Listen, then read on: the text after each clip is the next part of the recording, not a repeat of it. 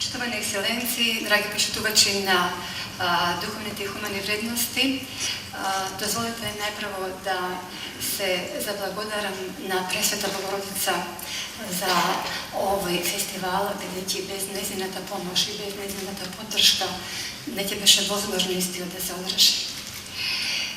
Дозволите многу кратко во интерес на времето да кажам и поточно да одговарам само на две прашања кои што ми се постуваат овие денови. Зошто фестивалот е посветен на Пресвета Богородица и зошто токму на духовните вредности? За луѓето кои што се духовно воздигнати, тоа е повеќе од јасно. Меѓутоа, сакам да одговорам за сите останати кои имаат дилема по овој повод. Фестивалот е посветен на Пресвета Богородица затоа што има многу малку личности од нашето православие, многу малку светители на кои во оваа држава им се посветува поголемо внимание преку вакви манифестации и настани. Затоа што Пресвета Богородица е единствената личност родена на земјата, која е всушност со самото тоа што го роди Бога, Господ Исус Христос, најсовршена личност од постанокот на светот до крајот на светот. И имаме на кого да се подвизуваме, и имаме на кого да се огледуваме, и имаме преку кого духовно да растиме. Нам ни е потребна незината духовна подкрепа и заштита. Ние во овој свет и во Македонија ни е потребно да вистина да бидеме постојано под незиниот покров преку нашите молитви до неа. Истовремено има уште еден многу важен момент кој што сакам да го потенцирам, а кој што веќе го спомна председателот во почетокот во својот говор. Пресвета Богородица е првиот апостол на Македонија.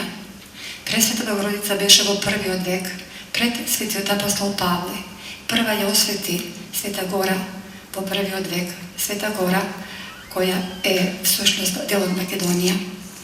И затоа би сакале од овој фестивал да упатиме еден апел за прогласување на Пресвета Богородица на заштитничка на Македонија. Секако, таа секогаш ќе биде заштитничка на целиот свет.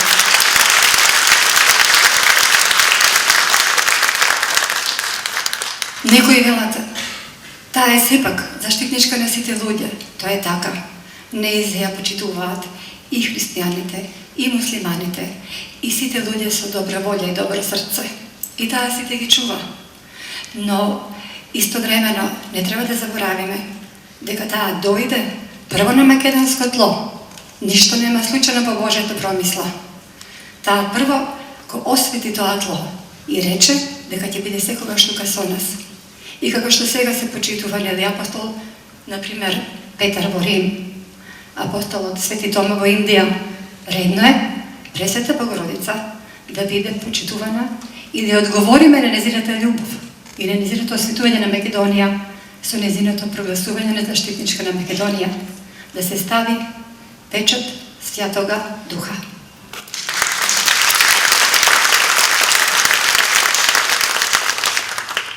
Истовремено, второто прашање кој ми беше поставувано, зошто духовни вредности, зошто хумани вредности, бидејќи тоа наводно се подразбира. Мислам дека духовните вредности во светот обично се подразбираат во доменот на етиката и моралот, во доменот на добрината, но не сепак на она ниво на кое што е потребно на човекот да го осмисли својот живот и да ја постигне својата цел на живење. Само добрите духовни дела се безсмртни. Значи, само духовните дела се победа на животот над смртта.